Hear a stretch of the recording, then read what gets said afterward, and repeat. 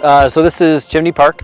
It was built in the early 80s. In 2025, we installed our first synthetic field here, and then just this year, middle of May, we finished the other two fields and added the field lights, parking lot lights, and other security lighting through the complex. We wanted to have the opportunity to extend our opportunities to program out of the fields, particularly during our shoulder seasons, the late fall and early spring and winter months. And by adding the lights, we're able to enhance the ability for us to program on a more frequent basis year-round.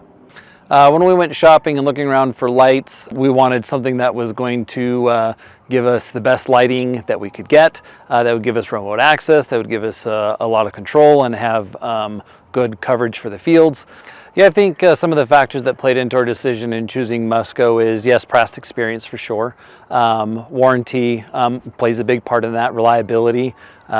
We've kind of come to know and understand that Musco is the industry standard for field lighting.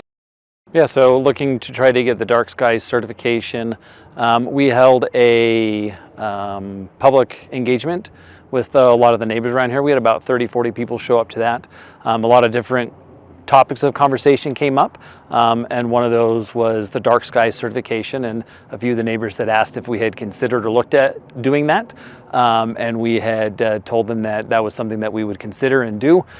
So Edwin with Musco helped us, and he was at our public engagement meeting and talked to a lot of the residents about the technology that is with Musco lights these days, and said that if that is something that we as a town desire, that's something that they could help design and get us be able to apply for that certification and do that. So that's kind of where we ended up, is the public had asked, and so we try to respond and do what they ask. The process for dark sky compliance has also been fairly simple. Just got on their website and found some information, got connected with James with Dark Sky, who in turn got me connected with Michael, who's out doing the certification today for that. But yeah, fairly straightforward and easy process. If somebody else is looking to do it, it's not a complicated thing. I've gotten good positive feedback. Some of the neighbors that live directly around the complex, or some that live a little bit further away, really have said that until they get right up to the park, they don't notice that the lights are there. But I think Musco's done a great job in designing these lights to really cast the light down onto the fields, and there's not a lot of light pollution and spillage that unless you're there, you don't see it and don't know what's happening.